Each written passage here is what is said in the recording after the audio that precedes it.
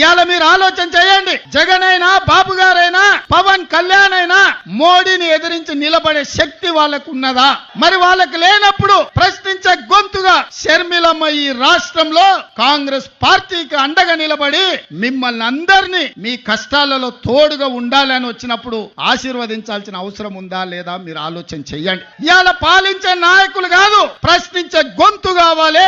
మీ తరపున నిలబడి కొట్లాడే నాయకురాలు కావాలి. వైఎస్ఆర్ వారసులు రావాలి. వైఎస్ఆర్ గారి ఆశయ సాధన కోసం పనిచేసే వాళ్ళు ఉండాలి అంటే షర్మిలమ్మకు అండగా మీరు నిలబడాలి. చట్టసభల కాంగ్రెస్ ను మీరు గెలిపించాలి.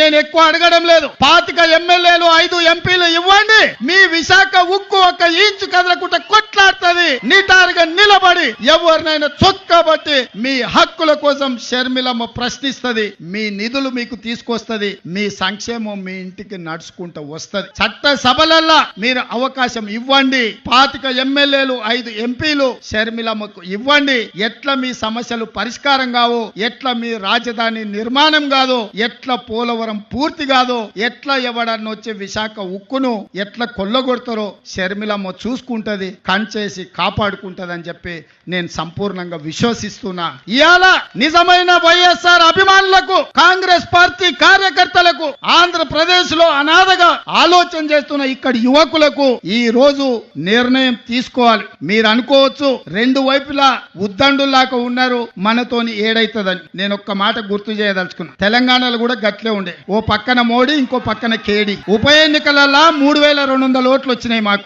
ఆ ఎల్లు అన్నారు కాంగ్రెస్ పని అయిపోయింది, తట్టా బుట్ట జరుపుకున్నారు, యాడుంటది కాంగ్రెస్ ఖాళీ అయిపోయిందని. కానీ అధైర్య పడలే, నిలబడి కొట్లాడినాం. ఢిల్లీ మోడీ మీద, గల్లీలో ఉన్న కేడీ మీద నిటారుగా నిలబడి కొట్లాడి మోడీని ఓడించినాం, కేడీని పడగొట్టినాం. ప్రజలు విజ్ఞులు, ప్రజలు తెలివి కల్లోలు. ప్రజలు అవసరమైనప్పుడు అవసరమైన నిర్ణయం తీసుకుంటారు. 5 సీట్లు ఉన్న మమ్మల్ని 65 సీట్లు ఇచ్చి ఆశీర్వదించిందంటే ప్రజలు గొప్పోళ్ళు.